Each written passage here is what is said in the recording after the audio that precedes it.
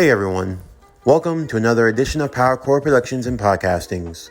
And today, we have a continuation of a series we started on this channel around this time a year ago. That being My Hero Academia, The Dark Knight Returns. What If Deku Was Batman? Season 2, Part 1. As always, if you're new to the channel or if you're a regular and like what we have to offer, then please don't forget to like, comment, subscribe, share, and hit that bell for post notifications so you can stay up to date on everything that is Power Core Productions and Podcastings that has to come out now and in the future. Now, I know what some of you are thinking, why is this called Season 2 when technically I'm covering Season 4? Well, that's because at the time when I was doing the anime DC stories a year ago, I really had no idea what I was going to do with any of them.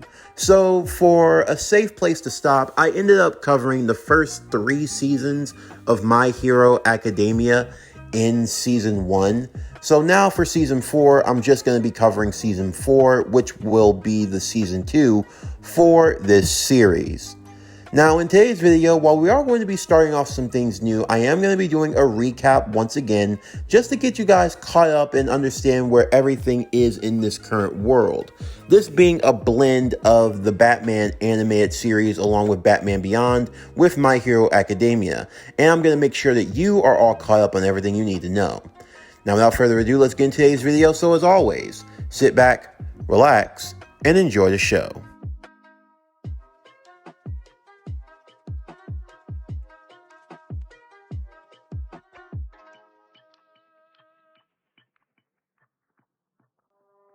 Before we get into the main video, here is our recap on everything you need to know from My Hero Academia The Dark Knight Returns, What If Deku Was Batman? Our story begins about 40 years ago prior to the main event of My Hero Academia. In this universe, Gotham City is a prefecture in Tokyo, Japan. So, as a result, in this world, the origins of Batman takes place in the country of Japan, but everything remains the same, down to Bruce's origins, him growing up, everything that took place. In his younger years, Batman, while he was rising and growing through the hero world, was also growing at the same time with All Might in his prime. You could say that in this world, All Might is effectively Batman's Superman, if you will. Although the dynamic between the two is a lot more amicable, given that All Might isn't an alien. Although Bruce always had a few contingency plans in case the symbol of peace ever went rogue. Now, in the beginning, their relationship was a bit more strained than you might think. Primarily because of the fact that Bruce at the time was working as a vigilante, which even in this world is something that's against the law. However, it was during a case where he and All Might ended up working together, where the two would learn of each other's secrets, learning of where they came from and how they grew to be who they were.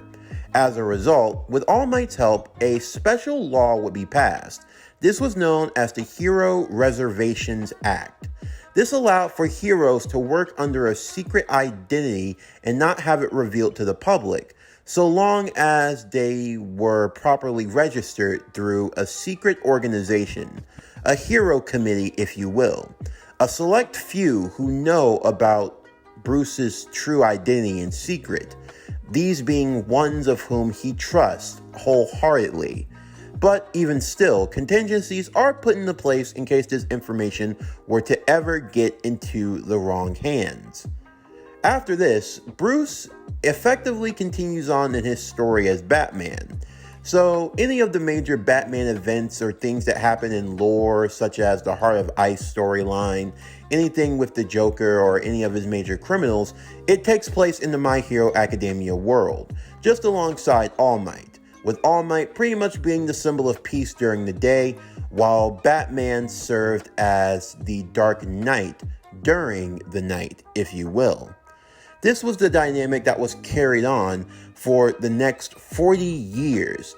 However, 10 years prior to the story of My Hero Academia is where things would take a turn. 10 years prior to the events of My Hero Academia, an event would take place known as the Gotham War. Deathstroke, who had now become leader of the League of Assassins, would lead an all-out war with the Assassins, some Quirk users, against Gotham and all of Japan. The Bat family, along with other pro-heroes, would fight off against the League of Assassins in what many have considered to be effectively Batman's last battle, that being between Batman and Deathstroke. However, if you're thinking this is Deathstroke Slade Wilson, you would be wrong. As it's been hinted at, this Deathstroke actually holds closer ties to Batman. Blood ties. Yes, I can now confirm to you that this Deathstroke that led the war against Gotham 10 years ago was none other than Damian Wayne. After killing the previous Deathstroke and taking up the mantle, as well as taking the League of Assassins away from his mother, Talia al Ghul, and excommunicating her from the League, he would lead an all-out assault against his father and against the country of Japan, looking to destroy Gotham and bring everything burning to the ground. While the Bat family were successful in fending off against the League of Assassins, and it was presumed that Deathstroke, aka Damian Wayne, had been killed in the conflict, although his body was never found, there were many losses and casualties, including Jason Todd, who died that night at the hands of Deathstroke. It was believed that after this battle, Batman had retired for good. However, 5 years after the war, unknown to the public, he would come out of retirement one more time. This being to assist All Might in what you guys know as the final confrontation with All Might and All for One. The battle that took place 5 years before the start of the My Hero Academia story, and the battle where All Might was severely injured. Bruce would come out of retirement and he and All Might would battle against All for One. There are no records or details of how the battle went or what took place, but it was believed that All Might had dealt the finishing blow to All for One, stopping his path of violence and destruction once and for all. Although All Might was gravely injured in the process and cannot serve as a hero as often as he used to, as well as Bruce sustaining enough damage himself where even if he didn't want to retire, you could say that this battle put him into forced retirement. As for other members of the Bat family, first there's Dick Grayson and Barbara Gordon. They would go on to have a relationship and would eventually be married. To clear up a few things in this universe, yes, the Joker did shoot Barbara in the stomach and for a time she was paralyzed. While she would manage to recover and learn how to walk and eventually function again, it did take away her ability to reproduce. So unfortunately, she and Dick were never able to have children. Also, the whole Batgirl, Batman, Nightwing drama, yeah, that never happens in this timeline, so don't even think about it. The two would eventually go on to be married, and Barbara would go on to become the new commissioner for the Gotham Police Department, following the retirement and later death of her father, Jim Gordon. And Dick Grayson would serve as her vice lieutenant. While they are both still registered as heroes, you could say that they're more semi-retired, choosing to work on the other side of the law. However, they can don their hero costumes and get into action whenever they feel like they need to, with Dick more or less using Nightwing as a way to help him get into places in events that him just being his ordinary self can't get into. They are a lot older, somewhere in their early to mid 50s, but all the same, they are still skilled enough to hold their own against some of the world's most dangerous. Tim Drake, aka Robin, aka Red Robin, serves and works at Wayne Tech and Wayne Enterprises. He helps in building all of the new Wayne technology that's used for hero support gear. While he does still register under his Red Robin hero name, he doesn't actually do much hero work these days. Not that he can't, but it's just that that's not where his primary talents lie. It doesn't mean that he can't suit up and get into action whenever he needs to, but it's just that he prefers to build and work on new technologies and things of that nature, along with assisting any of his friends with any cases that they might need, as his detective skills among all of the Bat family are ones that stand out greatly, so much so that he is even recognized by the former villain Ra's al Ghul for his detective work. And then there's Carrie Kelly. She is effectively the last person that was trained before Izuku was. She also attended UA, although unlike Izuku, she wasn't in the Hero Studies course, but rather she worked in the Support Hero course, basically the same area where Mei Hatsume works. However, her skills were touted enough that it eventually got the recognition of Tim Drake, which was later on passed to Bruce. As such, Carrie was taken in, and she was eventually trained as well. While she would go under the Robin moniker for a while, she would eventually settle on a new name, calling herself Sparrow. Also, for those of you who are wondering, Carrie is in the same graduation class as Mr. Aizawa. That's how the two of them know each other. Although nowadays, she can be seen driving around as the chauffeur for Bruce Wayne. That's effectively her role as a bodyguard of sorts for the famed multi-billionaire. While she does do hero work, it's not nearly as often as you might think. At least not like how it used to be when she was younger. You could say that she basically serves a similar role to Izuku like how Mr. Aizawa does now, with Mr. Aizawa primarily being a teacher, but he does occasionally do hero work or work a case whenever he's called in or required. She can step up into the role whenever she needs to, but given how All Might has effectively kept the world, and mostly Japan, in a long sustained era of peace, her efforts aren't really needed as much on the front lines as they normally are. However, following the retirement of the great hero, now people might be needing to step up a bit more. It's at this point in our story we now come to Izuku Midoriya. You all know, the boy who was born without a quirk, who desired to be a hero, despite what many people had told him. However, unlike in the original timeline, fate had different ideas for our young hero in training. You could say it was a chance encounter, fate if you will. One night while Izuku was walking home, feeling a bit dejected during the day, he saw a burning building. The fire department hadn't arrived yet, and neither had the heroes, but there was a young girl trapped on the third floor. No one was going to go inside, no one was brave enough.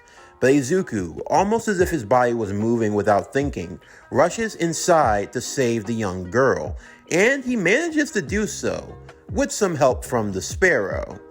He gets chewed out greatly for his reckless actions. However, by chance that night, Bruce noticed the young boy, and he asked him, did he want to be a hero? Despite Bruce's better judgment, he had always wondered who was going to take over the mantle, who could take the cowl. Despite all the other members of the Bat family and all of their potential, none of them ever truly wanted to be Batman, and that was fine. But he figured he didn't want the idea of Batman to just die off so easily. As such, with Izuku, he would take him under his wing, giving him the training and the tech needed to be the best hero he could be, even without a quirk. Now, keep in mind, in this universe, the identity of Batman was never revealed. However, it is publicly known that Bruce Wayne uses his technology to fund heroes. So, the alibi that was given is that the Batman was an unknown hero who was funded by Bruce Wayne for all of these years. While some people were skeptical, in the end it did make sense, since Wayne Enterprises did work in using hero equipment and funding all kinds of pro heroes, not just Batman. But with Batman being one of the more prominent heroes in all of Japan, and knowing that he was funded by Batman, well, that just shot more into popularity, as Izuku would now look to take over that role. As for All Might, he would end up finding a successor to One for All much sooner. that being in the form of his godniece or goddaughter, Melissa Shields, the daughter of his close friend and associate, David Shields. Because she was born quirkless, she would have the capabilities of taking on the quirk of One for All without the drawbacks. Now, originally, her hero name was Lady Justice, but I've decided that after a while she would go under a name change to find something more suitable. She would call herself Lady Liberty, that being a nod to her American origins.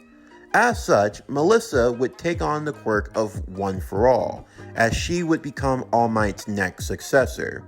Despite being 2 years older than the other members of the Class 1A, she would still join the hero course at UA High, as she would take on her training under All Might as she would become the next symbol of peace. A few other changes that would come in the story would be in the form of Shinso's role as well. Even though he didn't have the best showing in the UA Sports Festival, his talents were taken note of by members of the Bat family, particularly Tim Drake. As such, he decided to enact one of his more specialer projects in finding someone who could be a replacement for him, that coming in the form of the Red X.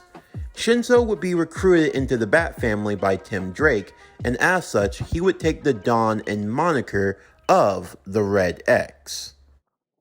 And then finally, in terms of how we ended Season 1, it ended at the final climactic battle, All Might and Batman's last stand against All for One, with All Might using all of the vestiges of One for All that he had left, and Batman, against his better judgment, donning the Hellbat suit.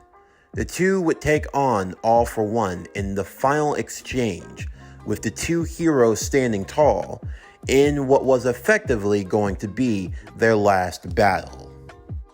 Also, following the events at the end of Season 1, during the hideout camp arc where the UA students were attacked by the League of Villains, Izuku, with the help of Bruce and the other members of the Bat family, would discover the identity of the UA traitor much sooner than in the original timeline, that being Aoyama, after using their reasoning and deductive work. However, when they went to try and go and confront him at the dorms, his room was already cleared out. The only thing left behind on his empty bed was a white feather. Our story now begins at Wayne Manor. Carrie had arrived along with Melissa, Shinso, and Katsuki Bakugo. As they walked down the paved way, arriving to the large doors of the manor that would be opened, Izuku would greet them.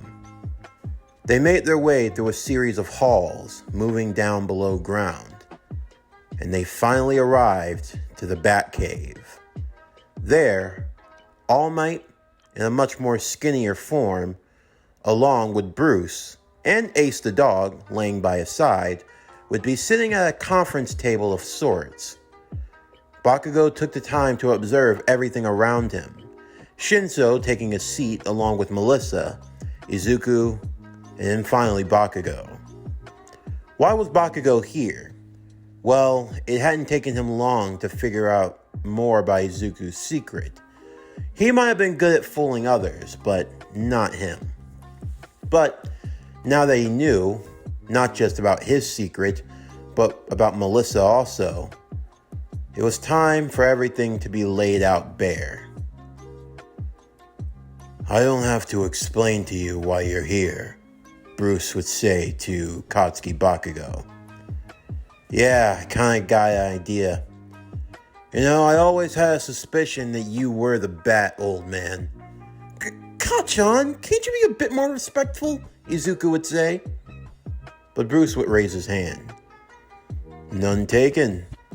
You are definitely one that likes to leave a mark, Bakugo. So, why did you need to bring me in now to tell me all of this?"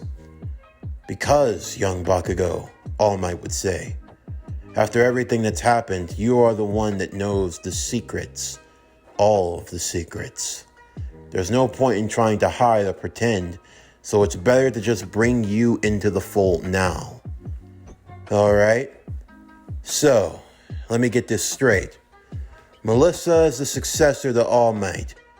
Deku over there is the successor to Batman. And this guy over here, I'm the Red X.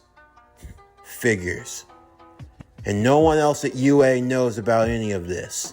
No, you three are the only ones. So I'm being brought into the fold. It seems so. Izuku wanted you to, Bruce would say. Bakugo would turn to Izuku. Yeah, Kachan. I mean, I have to keep this a secret, for protective reasons. If there are only a few people that can know, I wanted you to be one of them. Figures, you damn nerd. So, now if you told me, what of it? You want me to, join this sort of super alliance thing you got going on? Whether you join or not, it's up to you. We just wanted all the cards to be laid on the table. Bakugo went walking around the Batcave, observing everything. As he came towards some suits that were standing, he stood upon one. A helmet. A red helmet. This guy. What's his story? He was one of my sidekicks. A member of my family. His name was Jason Todd, although he went under the alias of the Red Hood. Cool mask. So, everyone's just picking on a new identity, huh? Why do you ask? Just wondering. He would then turn and set his sights on Izuku. Deku. Yes? Is there a place where you normally spar around here? They would go to an open area where Bruce would have Izuku spar with members of the Bat family. Once they arrived, he would take off his jacket. You and me, one-on-one, right now. What? But... No ifs, ands, or buts. You want me to keep your secret? You want me to get involved in all of this? I want to see what you got, right here, right now. That's fine with you, isn't it, old man? Very well, I'll oversee it. But Bruce, All Might would ask, it's fine. After all, they are rivals. I understand better than anyone. Okay, begin. Izuku and Bakugo would circle one another, both of them standing on guard. I'm guessing you don't want me to use my quirk? No, Kachan, not at all. I want you to. I want you to go all out. Give me everything you've got. You asked for it. Bakugo would use his explosions and go flying at Izuku. Izuku dodging at the last second before going low and delivering an upper kick. Bakugo nearly evading with a backflip of his own. Well, damn, you really have been studying my moves. You know how to counter well. Not just you, Kachan. I've watched all of you for a long time. It's all paid off for this moment. Now, let's go! The two would engage in their spar, Izuku being tagged a few times, but also being able to hit Bakugo right back. For All Might, he was beyond impressed. The fact that Izuku was able to hold his own to such a degree, to see both of the students, how skilled they had become, how far they had been able to go. I must admit, this next generation, they're far more greater than anything I could have ever realized. It's to be expected. They're like us. They have the drive to be heroes, and to go even beyond that.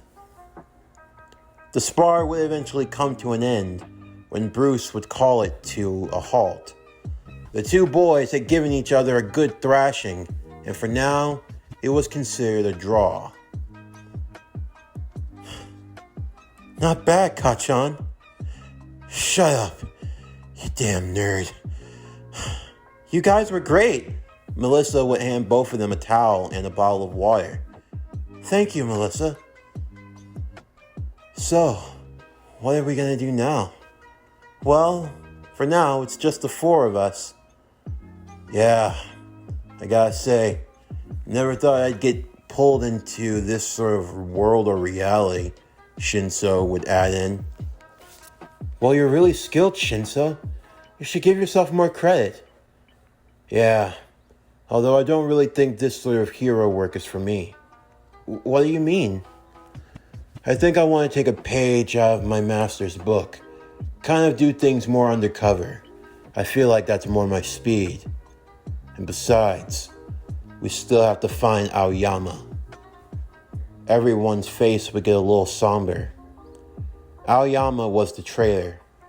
Of course, not all of the students knew this.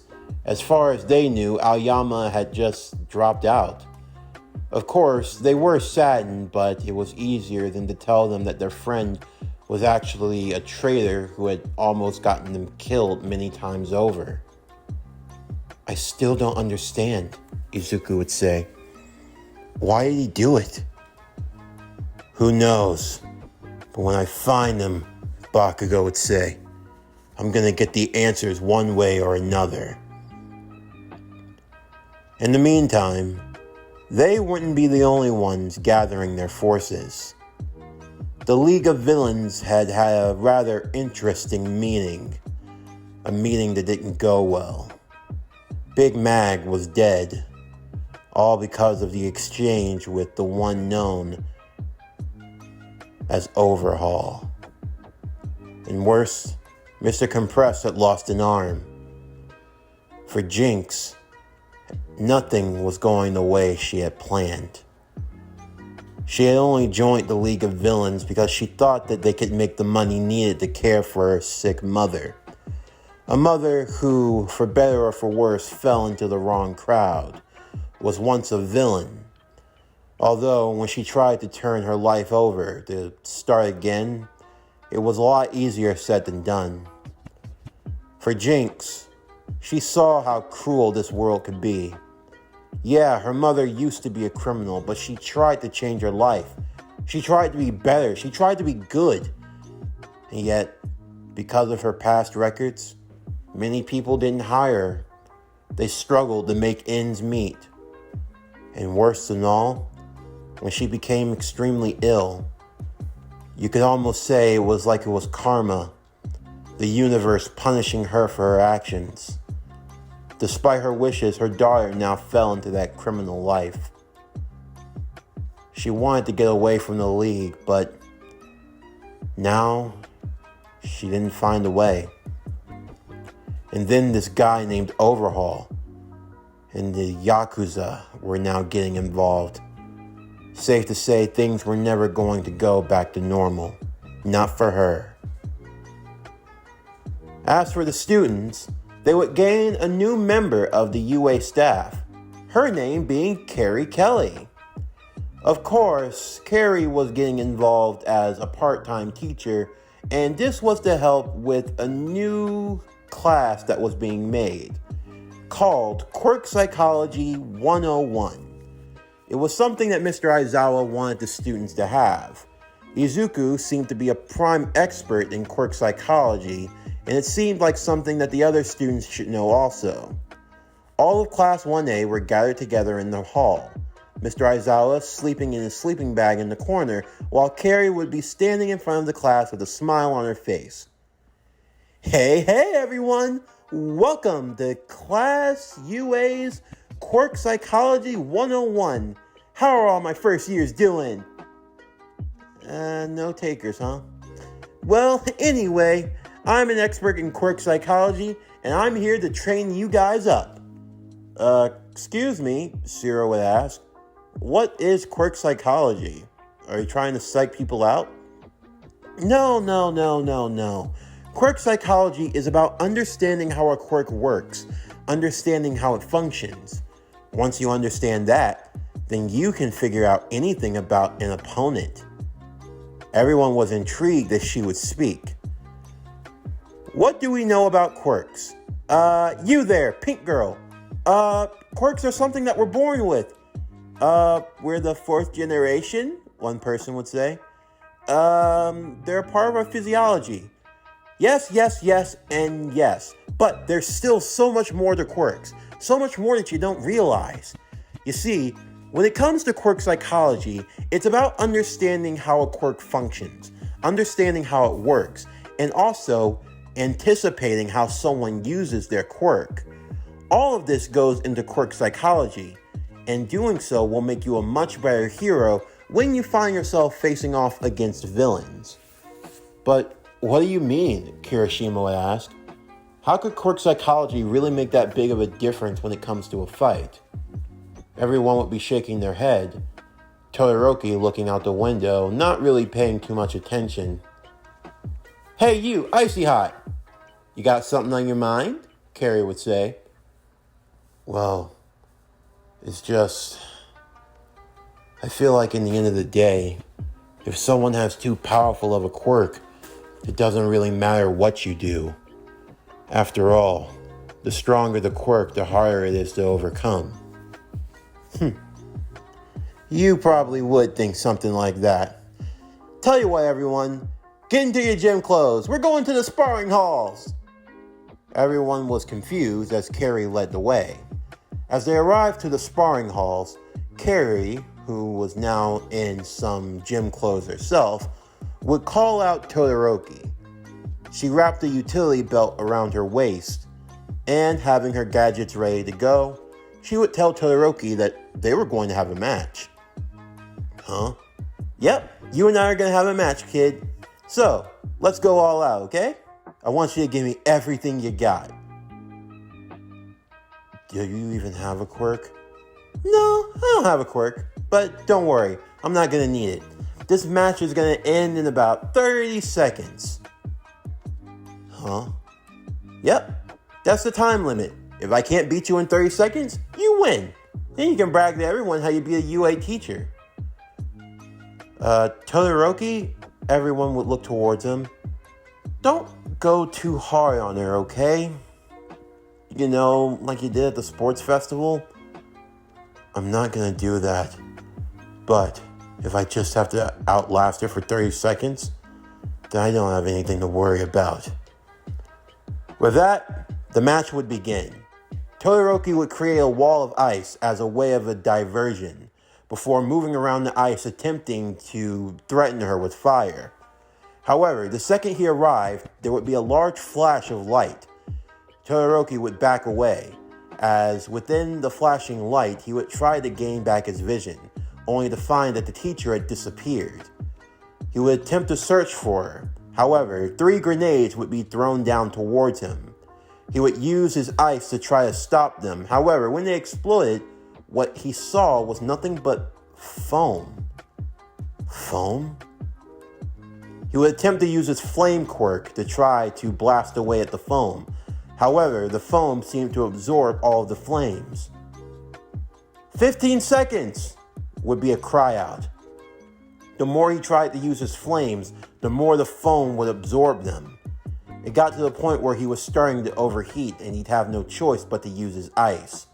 However, Carrie would come flying in from out of nowhere, delivering a roundhouse kick to his flaming side that he could no longer use.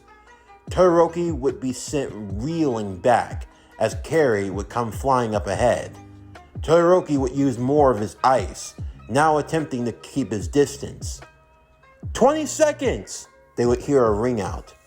Todoroki would use more and more of his ice as he tried to use his flames. That foam, or whatever it was, it seemed to have tapped him out a bit. As he used his ice continuously to try to create distance between he and Carrie, she moved nimbly among the large blocks of ice that tried to keep them divided. As he backed away, he soon found himself standing against the wall. He was going to try to use more ice, but if he did, that he would overfreeze, and he couldn't use his heat to try to get himself to not freeze off. As he backed away, Carrie would smile as she leapt forward, grabbing him by the chest. Why are you backing away from me, Icy Hot? Come on, you're acting as if I can't reach you. Time's up. Winner? Teach? But how did you... I've watched how you fight, kid.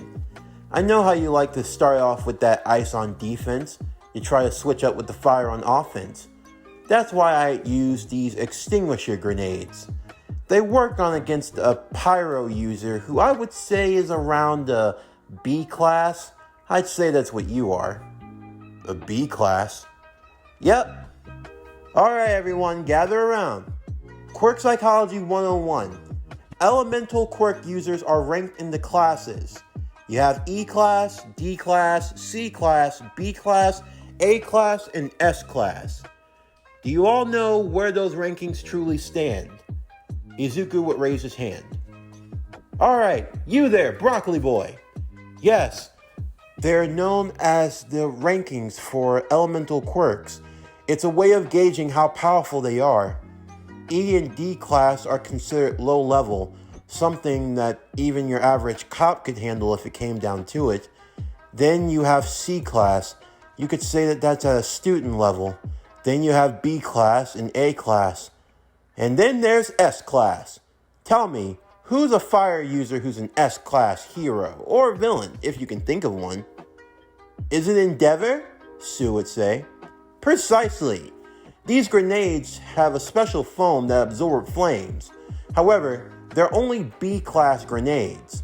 If I went up against someone who was S class, he'd just end up outlasting and burning all of these things away. They never would have worked against Endeavor. Todoroki, looking at the grenades, now realized just how far he had to go. But hey, don't be so down on yourself. The fact that you're so young and you're already at B class shows that you have amazing room to grow. I don't doubt for a second you'll be in A class in no time, and you'll definitely be catching up to your father. But still, Todoroki would think to himself, if this is what can happen to a B class, then I need to get a lot stronger. Alright, all the same, Quirk Psychology, it's about understanding your opponent and understanding the quirk.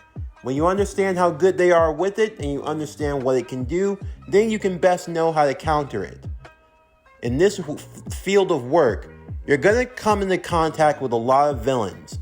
They might seem scary, and you might think that their quirks are something that you have no chance of beating. But more often than not, they're not as powerful as you might think. It's more of an intimidation factor than anything else. If you can make sure that you're not intimidated and you know how to stand your ground, then you can be capable of taking on any villain, no matter how powerful they might be. Alright, it seems like my time's up. Hey, sleepy boy, time to wake up! Carrie would then move over to Aizawa, poking him, although he refused to awake. She would then grin as she jumped high into the air. As he lied on his back, he slowly opened his eyes to see what was coming on to him. I said, get up! What happened next, I can only describe as a form of straddling, if you will. His pelvis got crushed by something large and kind of round. The students kind of had to turn away for a good moment as Mr. Aizawa would groan in pain. Carrie, get off of me. You're crushing it. Oh, come on. You truly are a lightweight. You did so much better back when... Okay, that's enough. There are students here. Okay. But seriously, get up. With that, the students would continue on in their class studies, as they would be told that not only were they going to be doing special work as heroes, but they were going to be doing what were known as week-long internships. As such, the students would have to pick what agency they would like to work at. Everyone had their different choices of agency, trying to figure out where they were going to go and who they would be studying under.